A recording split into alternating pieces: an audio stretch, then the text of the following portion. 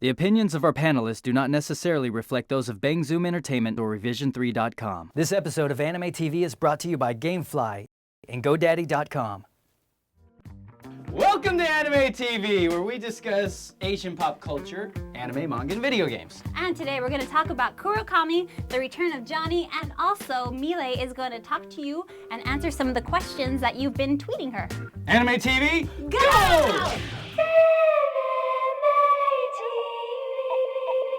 AnImEtV, go!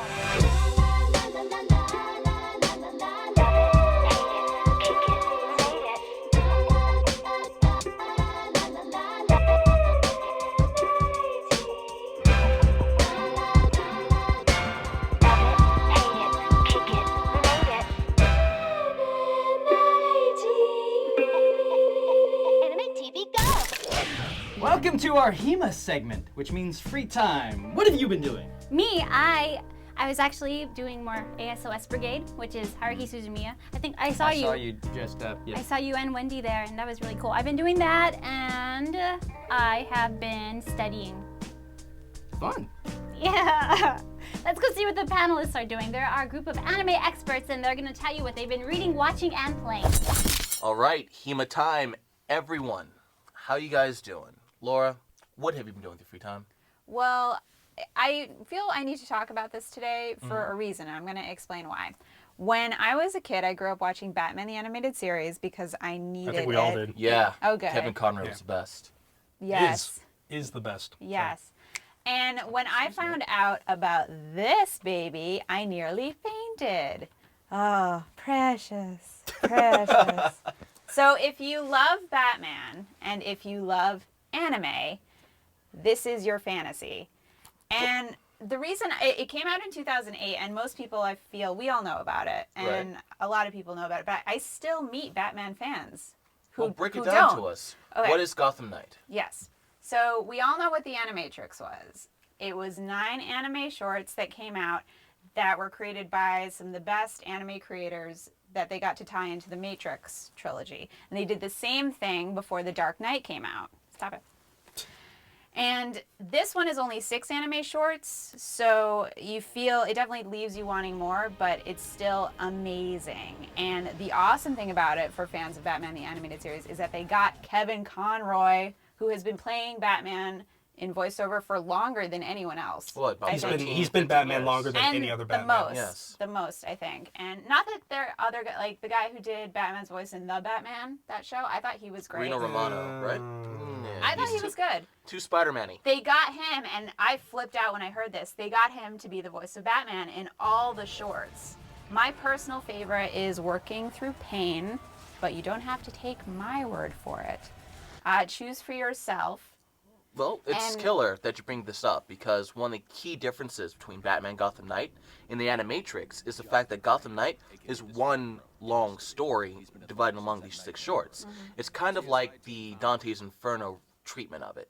6 Well, different to be directors. fair, this came first. Well, yeah, pretty much. But with the Animatrix, it was these separate stories that take place, you're not sure where they fit in.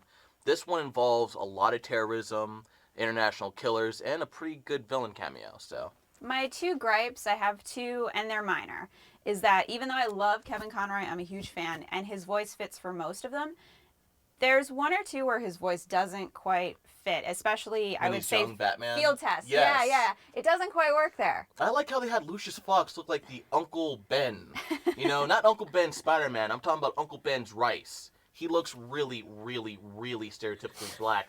Hey, Batman, what do you think about this new costume? I'm not done yet. Oh, I'm sorry. So, anyway. Racist. All right, word of the day. And my other minor gripe, again, is that the Animatrix had 9 shorts. This only has 6, unfortunately. I really wish they had made more. Maybe someday they will make more. It definitely does leave you wanting more, though. Okay. Well, leaving the world of comic books and entering the world of Kaiji Tang, what are you doing, man? You know, it's funny. For the episode right before this, I had to come up with a HEMA on the spot, too. And, you know, it is asking too much for me to be doing, like, 2 different things a week. But I've been playing a lot of World of Warcraft. And here's the thing. I've been I've been kind of dabbling in the voiceover industry for a little bit now, Right. and I've kind of gotten to know some of the voice actors who do these games. Ew. And Patrick Seitz, the voice of Arthas. Oh man, he knows Arthas. He's royalty right now. It's awesome. Hey, shut up. I'm saying. Anyway, Patrick Seitz, the voice of Arthas. If you play World of Warcraft, you may know him from such instances as the culling of Stratholme, where you can't turn his voice off, and it gets really annoying after 500 times. But anyway, Patrick, I love you. There's this new content now where you can finally kill him at the end of the storyline. Oh yeah, Fall of the Lich King. Yeah, you finally get to kill the Lich King, and I've been working on it. I've been trying to kill him for the past 3 weeks, and it's funny knowing him now because every time I see him, he's like, "Hey, you killed me yet? You killed me yet? You killed me yet?" I'm like, "No, Patrick, I haven't." That's because you're a bitch. Now, if you could imagine Arthas, the Lich King, calling you a bitch to your face, it's pretty. Well, it's I think we should get a pretty picture bad. up of Patrick, like Yeah. what Patrick actually looks like. And have what, a split screen of Well, the he Lich King actually and- looks like a older balding version of He- Arthas. He's not actually. balding. Patrick, are you Oh. balding? No, You're he's not not balding. balding. Well, he just looks He's like he got has a really thin fine hair. crop of Man, blonde you just kind of hair. called the Lich King out on camera, But right he wears here. glasses. That guy's got Frostmourne, He'll come to your house. He has you're right. spectacles. Anyway, that's what I've been doing. Having Patrick Seitz, the Lich King, call me a bitch in real life. Well, I haven't been playing WoW at all. My computer completely and utterly just died on me. Oh no. So I'm getting it repaired, and I had to stop my MV. So I was like, wow, I don't know what I'm going to do in my free time. And so I'm looking through my old stuff, collectibles. I'm like, wow, a lot of my old Gundams are in complete disrepair. And I'm asking everyone out there that to help me send in donations to help me rebuild I get it. my model kits. I mean, look, it's the RX-78. It has no V. It's not even Did a you just Gundam ask the anymore. audience for money? I'm just saying, like, just send it to our email or whatever. You can help these Gundams rise again. Right now, I'm currently working on the Gundam Exia.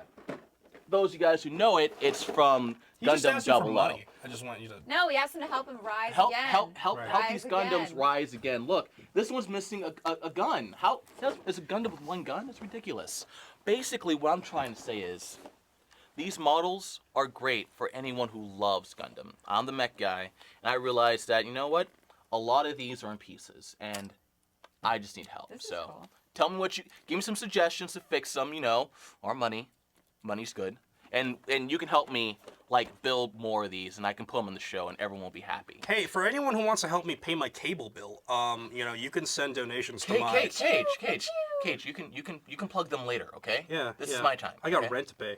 Oh, anyway, that's why I'm doing my HEMA time. I'm working on Gundams till my computer comes back online, and I'm sending it back to you guys. All right? Put my stuff down. Stay tuned for Domo Arigato, Miss Yamamoto. GameFly is the largest online video game rental service and offers you a choice from over 7,000 new and classic titles across all handhelds and consoles. With plans starting at $15.95 a month, GameFly members can rent 1 to 4 games at a time and keep them for as long as they like. There are no late fees, no due dates, and shipping is always free. Once you're done playing a game, send it back and GameFly will send you the next available game on your list. If you really like the game you're playing, simply click Keep It on the GameFly website and the game is yours at a discounted price. GameFly will even mail you the case and manuals free of charge. AnImEtV fans get a 15-day free trial when they go to gamefly.com/anime. Hey guys, welcome to another segment of Domo Arigato, Miss Yamamoto. And thanks guys for writing to me at Twitter. You can find me at twitter.com/Miley Yamamoto. It's been really easy to find your questions and stuff like that for myself. And I kind of want to start off right off the bat here. I have a question from, I don't even know how to say this, Archapoteo? Is that right? It's spelled Rchapoteau. Sorry if I'm not saying it right. But some of you guys might know, but Twitter, you only have 140 letters that you can use. And he actually tweeted 4 times in order to ask this question. So here we go. I know, so quite long. And he wrote, AnImEtV question. In many anime, people confess their love for another person, and it always seems like a huge deal. In Japan, is it really like that? I would like to hear any experiences you've had with this. And is it as serious as people make it seem? Do people do this if they just want to go out on a date with somebody?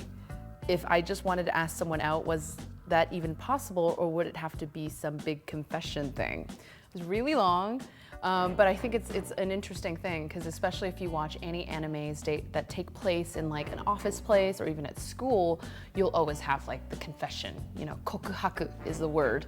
But basically what happens a lot of time is that, you have usually it's the girl, it's not usually the guy, I find.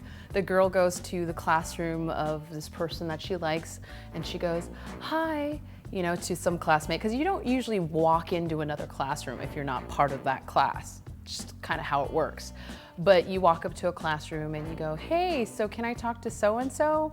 And then they'll find that person. But it becomes a huge thing, because the person that you talk to at the door kind of turns around and goes, yo, is like Kaiji Tang around? That's kind of what happens, you know? And then everyone goes, why is she asking for Kaiji Tang? Why is the cutest girl in the world asking for Kaiji Tang? What's going on? And then there's all this rumor and buzz that starts happening. But you get called out, and then you go, hi, can I talk to you for a second outside? And usually you go outside to someplace private, and that usually is a hallway or behind the building or whatever. And then you kind of go, hi, I know that you don't know me very well, because usually you're not really friends. But you go, I'm kind of interested in you, i.e., I think you're hot or cute or whatever. And you go, I was wondering if maybe we could, see each other and start seeing each other even just as friends. And so that's where you usually start, is that you start kind of, I guess you can call them dates, but you go out, as friends, and you just kind of hang out together. And then from there, you decide if you want to start holding hands or doing more and deciding to become boyfriend and girlfriend. But that's why the whole kokuhaku, or the confession thing, is such a huge, momentous event, because that's kind of, you declare your love for somebody or your like for somebody. And it usually is a huge thing because you have a lot of people watching you, and that's how it becomes a big event. All right, so the next question is from VPR. Or is it Viper? I'm not quite sure. It's just VPR. VPR asks, were you born in the USA or Japan? Where do you prefer living, since you've lived in both places, and why? I was actually born in the United States, mostly, I want to say, raised in the United States. I was about 4 years old when I actually lived for a year or two in Okinawa, of all places. My mom's from Okinawa, dad is from Tokyo. And so I kind of lived this really, laid back, very Japanese, but island life. And it was interesting because when I grew up, right out of high school, like literally a month or two out of high school, I was like, I'm going to Japan. And I just left and decided to live in Tokyo, thinking that Tokyo was exactly like Okinawa. Boy, was I wrong. Okinawa it's an island, it's a tropical island, so it's got a different pace. People are more laid back. It's considered the countryside, which is funny because for me, I always thought it was a tourist town and it was a place that was cool that everybody went to. And it is, don't get me wrong. It's a huge tourist town. Everybody goes every year. But living there is different.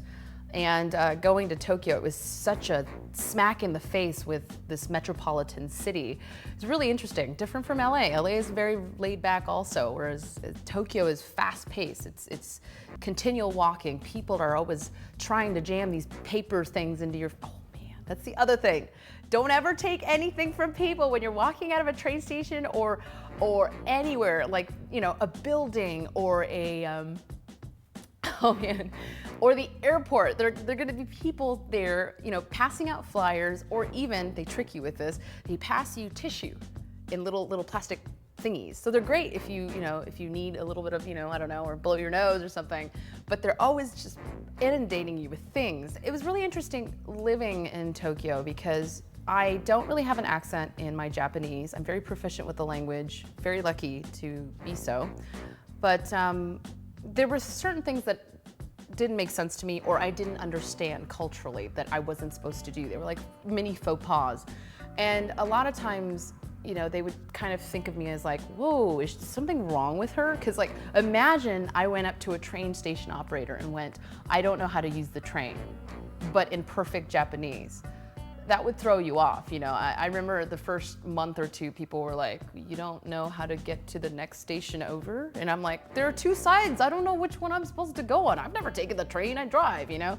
And so there were other things like that were interesting for me, that I had different types of barriers that you guys would probably not run into if you went to into Japan. So it was interesting, but culturally, it was a fun time for me. I was artistically just stretching myself. It was fun to live on my own. It was like 24/7, always something going on. You know, nightlife is wonderful, you know, and you can walk home if you're too drunk, whatever, you know. Take the train, take the taxi. It's a completely different atmosphere and a completely different pace than here, especially in LA. I can't say that I would want to live for the rest of my life in Japan again. It's not my town. I would love to vacation there for long periods of time. How's that? Maybe 2 months at the most. And then I'd be like, okay, I gotta go to the next place. So I definitely love it. And I know a lot of people who went to Japan and stayed, and I still talk to them through like Facebook and Twitter and stuff like that. So it's really interesting. It's, you know, you gotta try it out though. You never know. All right, so that's another episode of Domo Arigato, Miss Yamamoto. Remember, you can follow me at Twitter at twitter.com/MileYamamoto, and I'd be happy to answer your questions like I did today. And I'll be answering more questions in the weeks to come. Coming up after the break, Kurokami Part 1! On Blu-ray by Bandai. Web hosting from GoDaddy.com includes 99.9% uptime, 24/7 support, and free access to hosting connection. The place to install over 30 free applications sure to help you get the most from your hosting plan and website. For 10% off your order, just punch in the code ATV8.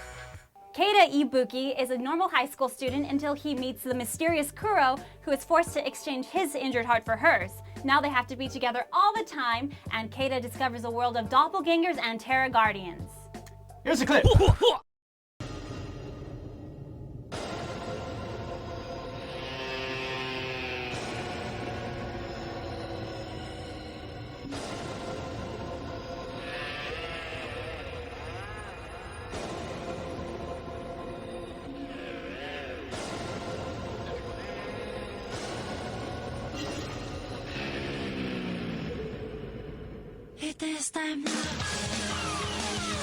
人と関係を築くことも関わればそいつの運命に左右され反対に自分の人生にも巻き込んでしまう。だから俺はかわいそうにあの子ルートじゃなかったんだ。ドッペルライナーって知ってますか？そんな理由で戻つみたまを許せない。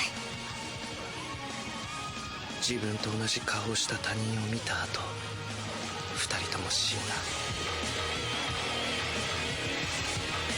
これからどこへ？世界の運命を確かめに。Ancient gods, prophecies, and the ability to use magical abilities called exceeds are just the top of what we call Kurokami. When you're a 16-year-old boy named Keita, you find yourself immersed in a world that you never quite expected. From being unfortunately lucky to really unlucky, everything goes off the hook when we talk about this anime. Done by Bandai and produced with the animation of Sunrise, Gundam people, we're talking about an anime that's a gem because it is simulcast, not only in America, on Imagination, but it has a voice dub that comes out too. It's coming out on Blu-ray, so we're reviewing it. What do you guys think of Kurokami the Black God? Kurokami, to me, it was kind of like a mix between Digimon and Fate Stay Night. Mm-hmm. You know what I'm saying? It's like pretty girl with power shows up, meets a dude, they form some kind of pact. Guy helps unlock powers for girls who uses them in fights with transformation sequences. Now here's the thing. This anime has every cliche, every single cliche possible in the realm of Japanese pop culture thrown in. And somehow it works. It does. They just mesh it well. Somehow, like, I was not expecting to like it. Like, okay, it's another show where this girl and guy team up and they get more powerful and they fight stronger opponents and blah blah blah blah, you know? But the way it was done, I mean, I actually started to like some of the characters. Kuro, honestly, I could give less of a shit about. Kuro, the main girl, character. I could give less of a shit about. But some of the characters really started to, cling to me. I loved Excel personally. Though. Excel was great. Yeah, she was. And Steiner, they were great characters. Also, I love that in the English dub, the main character, the main male protagonist, is voiced by the guy who did Sonic the Hedgehog. Not only in every Sonic game post 2005, but Super Smash Bros. Brawl. So the entire time I was waiting for him to, say I'm too slow or some shit like that. And also, the dog, the Puni Puni dog, is voiced by the guy who did Dean Venture. Dean Venture? Dean Venture from the Venture Brothers. All he says is woof. Yeah. It's the greatest voice role I've ever heard in my life. It's like Sparky. Wow, this is your like. The only reason for me to watch the show past like 1 to 10 and all this stuff is to hear Dean Venture as a dog in the show. It's so good. You have to watch it. But the show, I mean, it gets better as the series progresses. Yeah. At first, it was your basic, monster of the week, girl fights bad guy per episode. And then they get into the whole story about, where she comes from. Yeah, I'm a princess, and my family's trying to, my brother's trying to destroy the world, but not really. And then, I will say that, in my experience with shows that are kind of like mediocre, it can be redeemed, or at least made very watchable with a very epic, like, tagline at the end of the series, and then, like, a monstrous, terrifying beatdown on the bad guy via the main character, because she does have that really epic line at the end, that Defy Destiny line.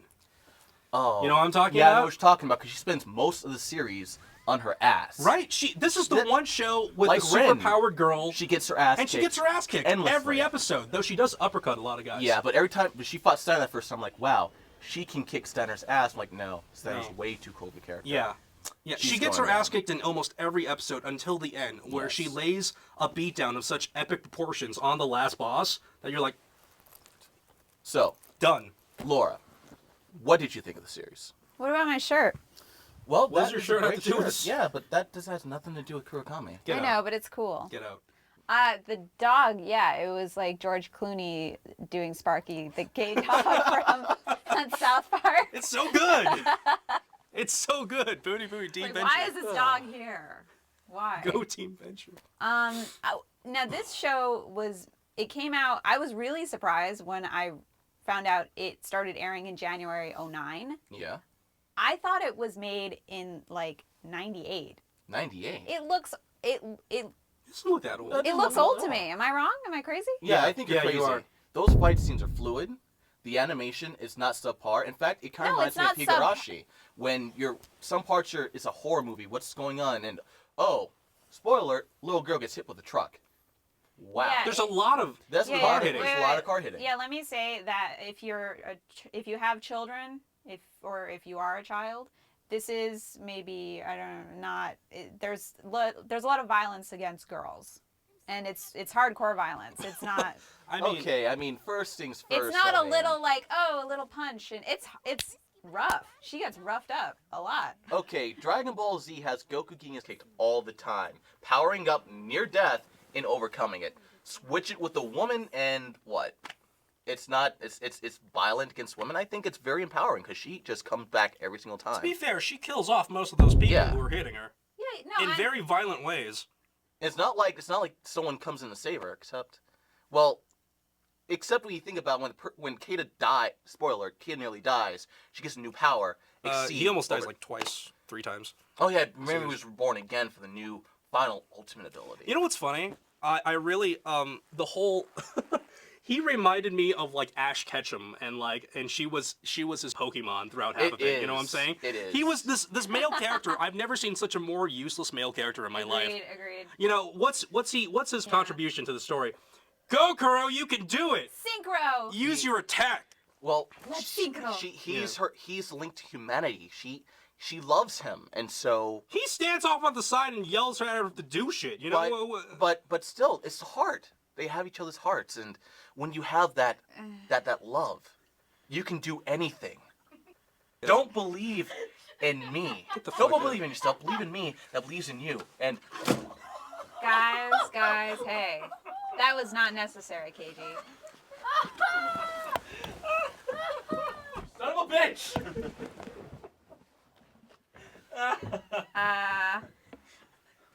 Anyway. Come back. All right.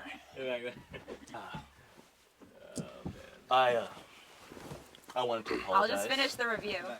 Uh, Sit back.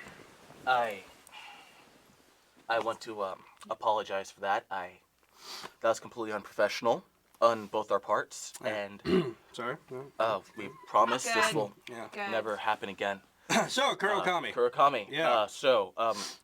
Animation's great. Story, you see it coming, but it's a surprise. And final thoughts, asshole. You see it coming, but it's a surprise. I didn't drink enough last night for this. Yeah, give it a watch. It's fun. Laura Bailey gets kicked a lot, so if you're into that kind of thing, sickos, you'll really like it. Really useless male protagonist, in my opinion. Crispin Freeman plays the antagonist. He's one of those like bad guys turn good guy at the end, so watch out for that. Also, they do the like Final Fantasy VIII thing where they introduce the real bad guy like towards the end out of nowhere. Yeah, you know what I'm you saying? realize that you're like I'm going to kill my brother. And it's like, Right? don't you understand what I'm doing this for? Right. It's out of nowhere. It's like, oh, by the way, here's the real bad guy, and you're like, all right. That's a good point, asshole. So all that 22 episodes that just happened.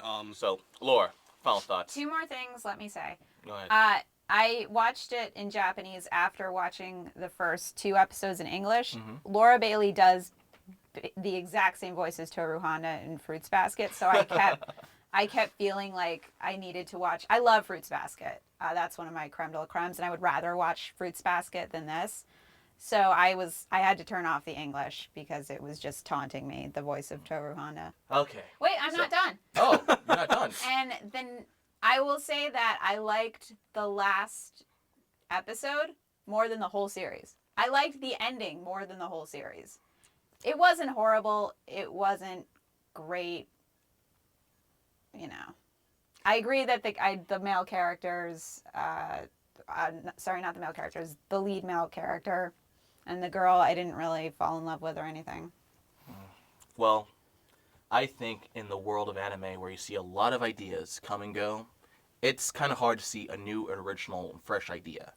So what's the best way to do it? Just throw a lot of ideas into a pot, mix it up, make it taste good, and you got yourself an anime. Overall, I think Kurokami flows well. It's really nice to know that it also came out in America at the same time in Japan. Watch it Imagination Television if you can. It's awesome. It's also coming on Blu-ray, so check it out.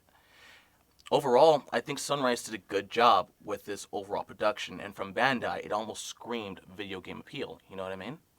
She sure Yukins a lot of people. My test for this is... But that's Capcom. So... Wait. My test for an anime is that if we didn't have to watch it for the show, would I have still kept watching it? Mm-hmm. And the answer is unfortunately no. Well, I would have watched it nonetheless. That's nice. It harkens back to like Fate Stay Night and a lot of other things. You And also it hate feels good. freedom, though. Yeah, you're a terrorist, remember? Yeah. Oh, that joke is getting so old. Hey, Muhammad, how's it going? Why don't you come up with something now? Oh. Well, before this gets more heated, I'm going to tend to my Gundams, and I'm going to send it back to you guys in the studio. So I agree with the panelists. I really like the show. I like the dub a lot. It was really high quality, top notch. Cool. So next week is Claymore, and make sure to post your review about the show that we just watched on the forums. Thanks for joining us. I'm Johnny Young Bosch. I'm Christina V. AnImEtV, go! Can you have me teleport in? Like, act like you're Yeah. Hi! I'm Johnny Young Bosch. And Miley is going to talk to you and answer some questions about the tweets that you've been tweeting her on Twitter. Twink you. Twoey twatch. Twanaway tweety. Twow! Embarrassing.